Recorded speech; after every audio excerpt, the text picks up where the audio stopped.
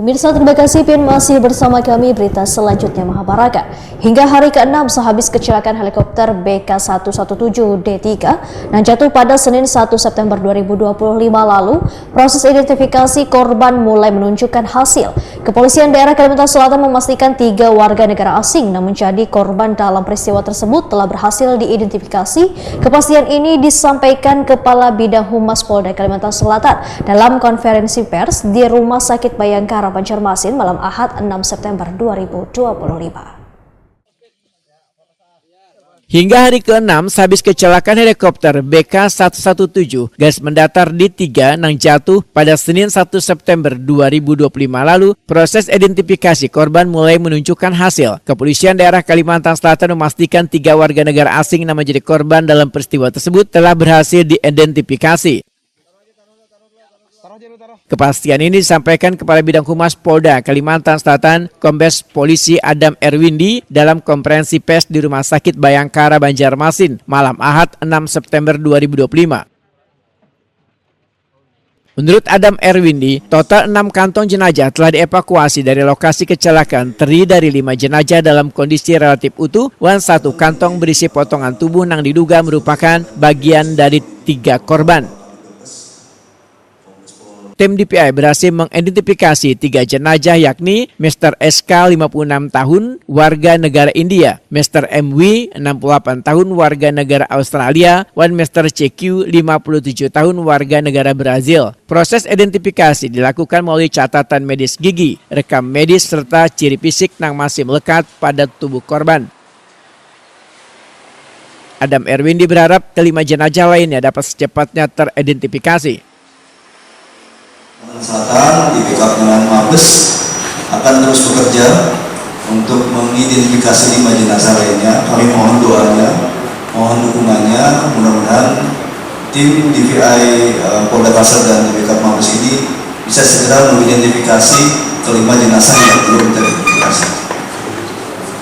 Ada satu lagi tambahan dari Kabid Dokes.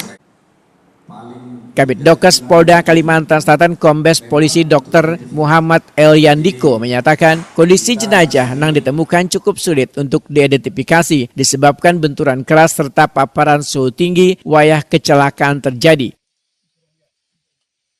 Dalam kasus ini identifikasi sangat bergantung pada pemeriksaan gigi karena kondisi tubuh korban mengalami kerusakan. Pihaknya melibatkan ahli DNA dan forensik gigi dari Pusdokes Polri untuk memastikan hasilnya akurat. Identifikasi korban biasanya dilakukan berdasarkan 3 indikator utama yaitu sidik jari, gigi, dan DNA. Namun untuk kasus kecelakaan helikopter BK117 garis mendatar D3, faktor gigi menjadi penentu utama keberhasilan identifikasi.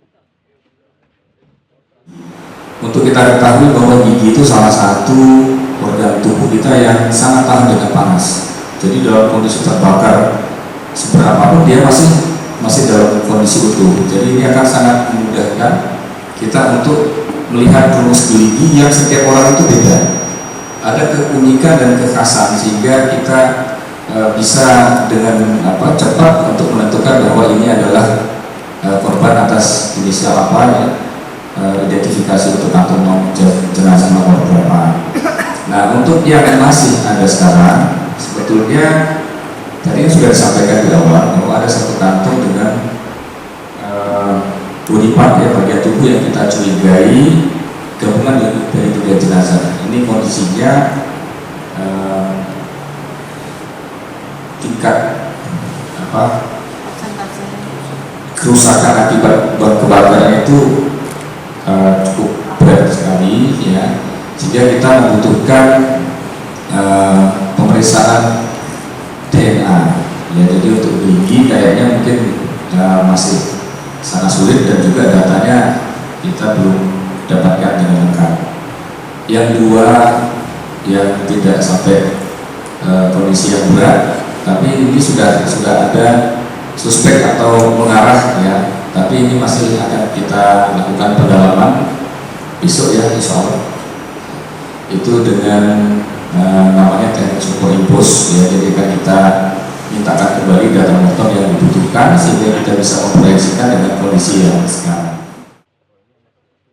Pada Jumat 5 September 2025, tim Basarnas sebelumnya telah menyerahkan 5 kantong jenazah utuh dan 1 kantong berisi potongan tubuh ke tim DPI untuk pemeriksaan lebih lanjut. Dari pemeriksaan itulah 3 korban warga negara asing berhasil dicocokkan identitasnya.